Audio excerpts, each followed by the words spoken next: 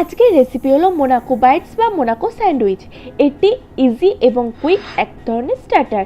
এটি তৈরি করতে কোনো আগুন বা গ্যাসের প্রয়োজন হবে না। বাই দ্য ওয়ে, আমি মৌ, আপনাদের সকলকে আমার চ্যানেলে স্বাগত। মোনাকো বাইটস বা স্যান্ডউইচ তৈরি করার জন্য আমি এখানে মোনাকো বিস্কুট নিয়েছি। আপনার ঘরে যদি মোনাকো বিস্কুট না থাকে আপনি সিমিলার যে কোনো বিস্কুট ইউজ করতে পারেন। আর লাগবে আলু, এখানে আমি সিদ্ধ করা আলু নিয়েছি।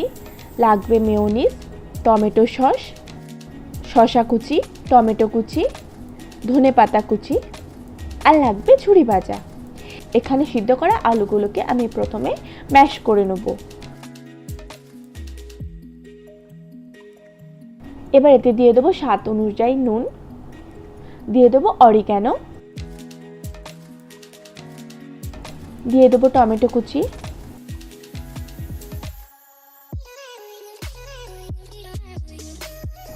দিয়ে দেবো শসা কুচি, দিয়ে দেবো মরিচ গুঁড়ো, দিয়ে দেবো ধনে পাতা।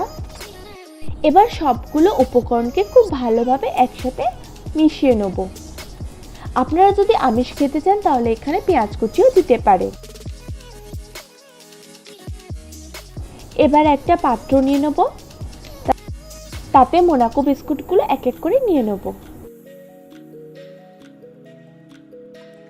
এবার এতে দিয়ে দেবো মেয়োনিজ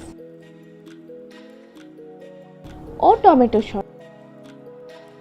আমি কয়েকটাতে মেয়োনিজ দিয়েছি ও কয়েকটাতে টমেটো সস দিয়েছি। আপনারা চাইলে গ্রিন চাটনিও দিতে পারেন। এবার এতে তৈরি করে রাখা আলুর মিশ্রণটা দিয়ে দেবো।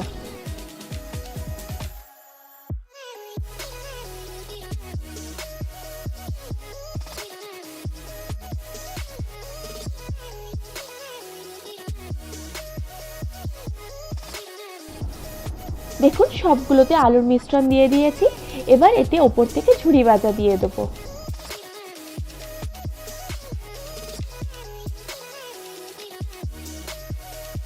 এবার ঝুরি ভাজা দেওয়া হয়ে গেছে। এবার আরেকটা করে মোনাকো বিস্কুট নিয়ে ওপর থেকে চেপে দেবো। দেখুন আমি যেভাবে করছি ঠিক সেইভাবে। এবার মোনাকো বিস্কুটগুলো নেব, নিয়ে সাইডগুলোতে ঝুরি ভাজার ওপর দিয়ে রোল করে দেবো। দেখুন আমি যেভাবে করছি ঠিক সেইভাবে।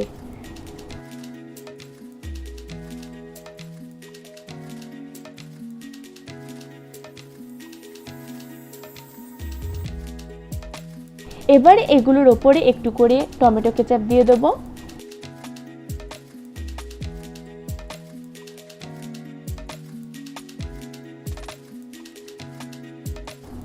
আর ওপর থেকে ঝুরি ভাজা ছড়িয়ে দেবো।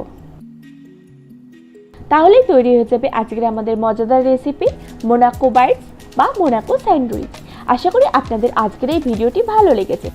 যদি ভালো লাগে তাহলে লাইক করবেন, কমেন্ট করবেন, শেয়ার করবেন, আর আমার চ্যানেলটি অবশ্যই সাবস্ক্রাইব করে নেবেন এরকম নিত্য নতুন রেসিপি সবার আগে পাওয়ার জন্য।